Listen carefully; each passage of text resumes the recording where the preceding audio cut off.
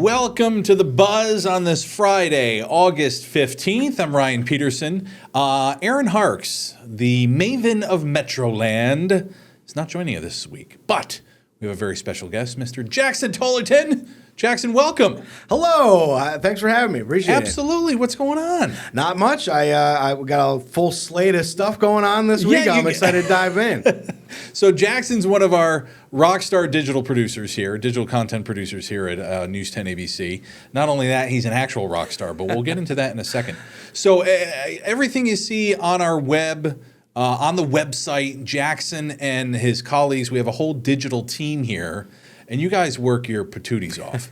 You really do. I mean, since you started, you were keeping track at one point, right, of the number of stories that you've actually posted to the web. What's your count now? You know, when I stopped keeping track was when I hit the 2,000 mark, and that was about a few months ago. So we're probably in the 2,500 range. So yeah, we there's a lot going on, a lot of news to cover. That's right. And what there's some stuff that doesn't make it to the actual broadcast. Right. But you're going to find it on the website. Yeah, you guys handle all the big stories, of course. You know, we try to get everything that slips through the cracks. You know, that's right. You know, your pig races and things like that at the favorite ice cream fairs flavors. And all that. But it's all good stuff.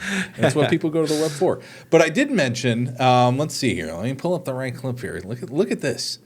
On Jackson, how long have you been? Now you sing. Yes. Recently, and correct me if I'm wrong. Departed a band, but you've hooked up with another group now. Yeah, that's right. So yeah, I've been singing for a long time now.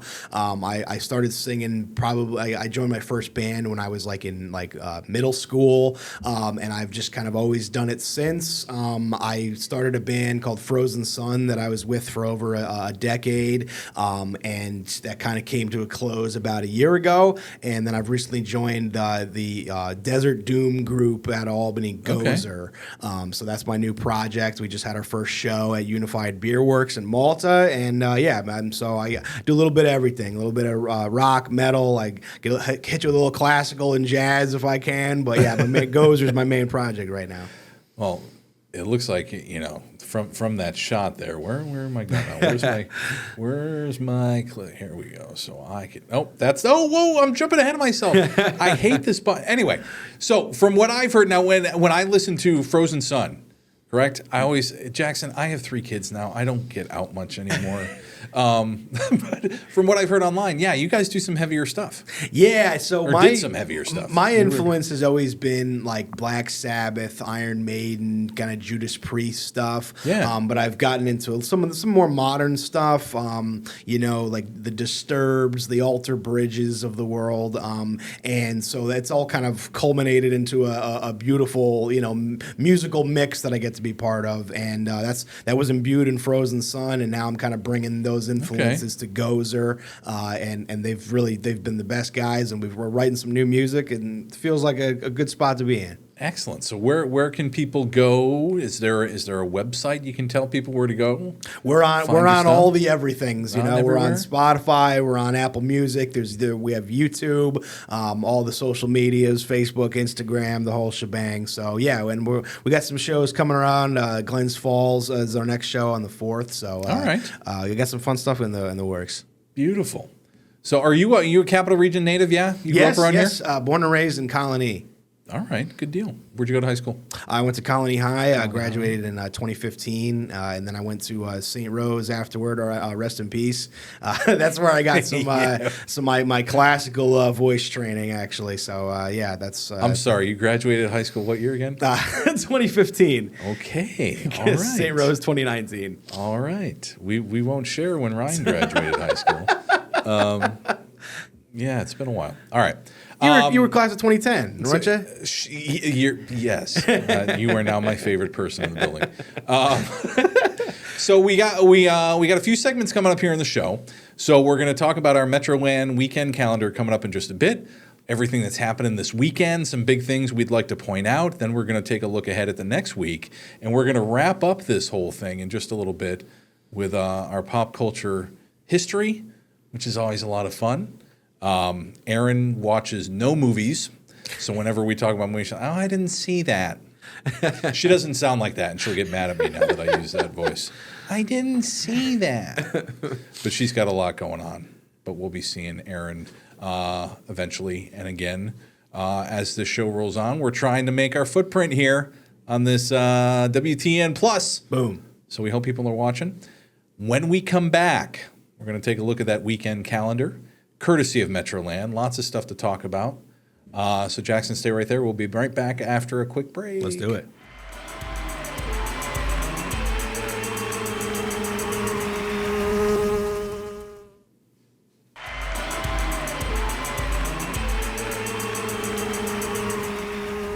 Welcome back to The Buzz. Ryan and Jackson here. All right, Metroland weekend calendar. So starting with what you can check out tonight. Now let me make sure I'm hitting the correct buttons here. Up first, we have the Alfresco film series that's taking place in Schenectady at Music Haven. That's the amphitheater there in Central Park in Schenectady. This is wonderful. Of course, they do the music all summer long, but for 3 weeks in a row, they're going to be showing films. And up first here, we have Respect, the biopic about Aretha Franklin starring Jennifer Hudson, and she is fantastic. She's great at like literally everything there is to be as an artist. So yeah, she's the best. And Music Haven is a really, I think, slept on kind of venue in the capital region. Beautiful stage, lots of seats. They got the nice lawn set up there too. So yeah, this will be a nice. Yeah, evening. no, it's gorgeous. And we actually had Mona Golub. From Price Chopper, the Golub family, but she's also one of the big producers behind Music Haven in the summer series. And Donna Pennell, who runs Film Schenectady, talking about the 3-film series here that they're going to be doing. And we'll actually be talking about another one that's coming up next week in the next segment. But around Respect, I think they're even bringing out, because Aretha Franklin, one of her later hits was Pink Cadillac.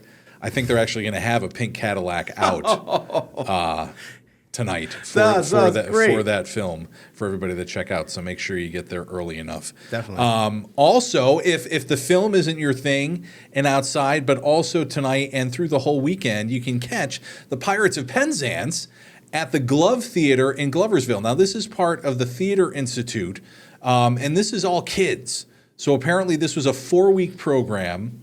The kids learn the show. This is an operetta, a Gilbert and Sullivan production. And this should be a lot of fun if theater's your thing. And it was a film, too, back in 1983, but this will be the stage show. And getting kids involved in theater and stuff like that is so big, and having a nice venue like the Glove Theater as another beautiful spot is gives them an opportunity to kind of debut and show off a little bit the work that they put in for that production. So that's great. So we're highlighting this because it opens tonight, but it runs all weekend through Sunday. But 7 o'clock tonight is the first show for Pirate Penzance there in Gloversville. Now, coming up on Saturday, this is a big one. Our good friends at the Albany Institute of History and Art, Art for All. So this takes place at noon tomorrow, and this is great. They say that visitors of all ages can come. You're going to make Fear the Mascot helmets, inspired by objects that are currently in their exhibition of items from the College of St. Rose. I was really excited to hear that the Albany Institute kind of took over the historical artifacts there. I believe they have the ceremonial mace from the college as well. I believe there. they do, yeah. And yeah, seeing Fear's face again is a nice nostalgic blast. I remember seeing him all the school events and sports events and stuff. So yeah, it's nice that I brought it up earlier. Right? Rest in peace to St. Rose, but it's great that the legacy is kind of getting carried on still in the heart of Albany. So yeah, so they're inviting everybody out. This is tomorrow from noon to 4, and you're going to make a mask that looks like Fear here, the mascot from St. Rose. I think that's wild, and maybe they provide you some felt and everything. You can make an actual mask that you can wear, like the mascot. We run around at all the sports games. Right? One of the less talked about mascots in the area schools, but yes, just having Fear, having some respect is great. Well, I went to school at a rival of St. Rose. I went to St. Mike's up in Vermont. Okay. We had the Purple Knight. Similar, but he had the full face mask down. Run around in the whole thing. Fear kind of looks a little bit like Farquaad from Shrek, Yeah, a little but bit it's okay. from the Shrek films. I see that. All right. Also tomorrow evening at SPAC. Now the Philadelphia Orchestra has been here kind of all month long, so they got a few more weeks coming up. But Saturday night, you can catch them as they perform the score to Harry Potter and the Half-Blood Prince live while the movie's playing on the screens there at SPAC. That should be very cool. Movie magic, music magic, and actual magic. Well, in world magic, kind of all intertwined. Anybody who hasn't seen, I'm sure if you have seen the Harry Potter movies, you know just how like integral to the atmosphere that the soundtrack. Oh, the music is absolutely. Which is the case with a lot of movies, and so to be able to experience that live with a real big professional orchestra is going to just add to the feel there. That'll be beautiful. Now, are you a Harry Potter fan? I've seen all the movies, love all the movies. When I was in school, growing up, I read like the first 4 books, and then I kind of got to a point when they started being more than like 1,000 pages. That was about where I tapped out, and I was like, the movies are already out. I can just kind of keep rolling with those. So. Well, I had to double check. This is the 6th book and film in the series, so it's later on. About when it starts to get dark in the story. Yeah. Yeah.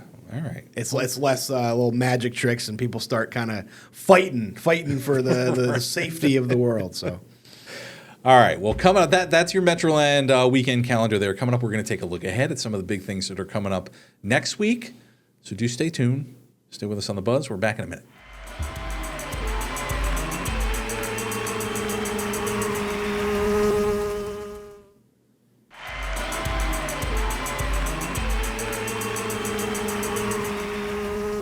Welcome back to The Buzz. Ryan and Jackson hanging out this week. Here's where we take a look ahead. So we talked about fun things you can do this weekend.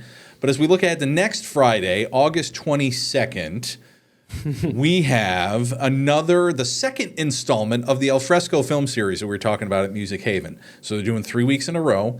This will be film number 2. This is a classic. This is Spinal Tap. And this would be a lot of fun to see outside with everybody and have that communal experience. This is like the perfect movie to have at like a music venue, Gonna be turning it up to 11. And kind of a preface too, because I think they just announced that the second one is in the works. It is in the works. It seems timely, so which is very exciting. Yeah, if you like rock and you like, music, and a little obviously some humor, definitely tap into Spinal Tap. Now, what was the name of the album they were working on in the film? Yes, Stink Glove or something. What was that? Oh my God! I'd slip in my mind too. I know this is one of there are a lot of movies I've seen a gazillion times. Unfortunately, this is one I've only seen a handful of times. Yes, it sticks with you. It does. It does, but of course, it created the phrase "turn it up to 11." That's where it started. Also, on Friday night, the 22nd. At Proctor's, I can't believe that this guy is still singing.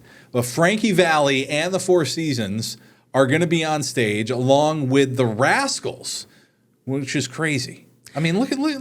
Look at how good he looks in even the promotional image here. Just a testament to the man. I mean, he is sticking around. He is still bringing people the music, And this is one we've been looking forward to, at least on the digital team for a while. When this got announced a while back. I gotta look up how old is Frankie Valli. What, do you have a guess? I believe, if I remember from when we were writing it, I think it's between 88 and 90.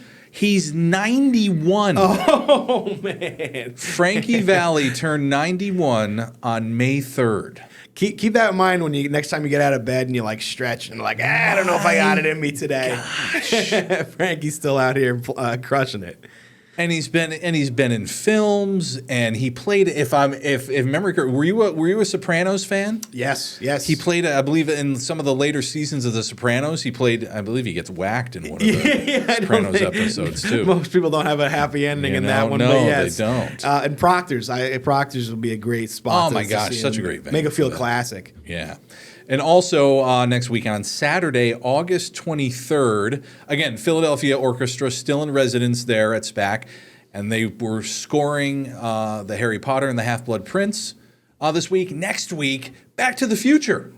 Yes. Yeah. This is wild. I mean, that's one of my favorite films of all time. And to be able to see that with a live orchestra playing the score while you're watching the film. Now they're going to have a pink Cadillac for the Respect showing, possibly. At Music Haven, yeah. Right, this is going to be at roll out a DeLorean at SPAC. That's all. That's what you knew where I was going with that exactly. There's a couple around here. I know there's a guy in Waterford that has. It's not tricked out like the car from the movie. It's not tricked out like a time traveling device, but I know there is a couple DeLoreans locally. I don't know if there's one that looks like the movie car or not. There may be. I think Nike did a run of like the self-tying shoes. Shoes, yeah. That would be cool. So yeah, that's outrageously awesome. Expensive too. You hit the little button that things go. Here, we'll make these available to you for $1,500, and then they sell out. But you look cool. You do. You look really cool. It's funny. Back to the Future came out. I believe I saw that for the first time as a kid at a drive-in movie theater. Wow. On Cape Cod. That's How about that? Those movies stick with you like that when you have that formative memory with it. Absolutely. All right. We're going to take another quick break. When we come back, we're going to have a little fun with this day in pop culture history. We'll see how Jackson's film knowledge is in some of the older movies here. Because, again, Erin doesn't watch anything. I didn't see it. She's going to kill me. Here, I did the voice. All right, you're watching The Buzz. We'll be back in just a minute.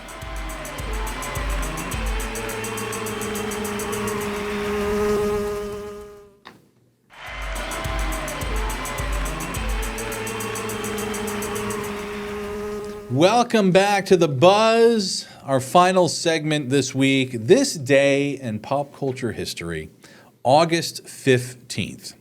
We always start with movies. So why don't we start there? I gave you a little sheet. Yeah. So you can see what we're talking about. So the only one of these that I have seen is Wizard of Oz. Okay. But I am familiar with the others. My brother. So yeah, Wizard of Oz, 1939, Right. August 15th. A bunch of years later, Apocalypse Now, 1979 on August 15th, and quite a different one from the other two, Freddy versus Jason, coming out in 2003 on this day. Great collision of two major horror franchises, Friday the 13th and Nightmare on Elm Street. Freddy, I'm not a big horror fan. Me neither. Some of the stuff I'll watch, but yeah, I can't remember if I saw Freddy versus Jason or not. My brother is a huge horror fan, has seen every film in both of those horror gentlemen's franchises, so he's a big into that. And Wizard of Oz is, of course, a classic. What about Apocalypse Now? Apocalypse Now, classic Vietnam epic directed by Francis Ford Coppola, starring Marlon Brando and Martin Sheen. Just the stories I've read and heard of making that film, just incredible. Because that gets psychological too, right? It is. Throughout the way, yeah. And there are some director's cuts out now that are 3+ hours long. Again, another film I've seen, but not one of the ones I've seen a bunch of, but incredible. Just an incredible piece of film. I'm gonna have to check it out, and maybe we'll both have to check out Freddy versus Jason, right? And report back. And wasn't there one where they send Jason in space? Yep, Jason X, I think. I think Jason in space is just as good.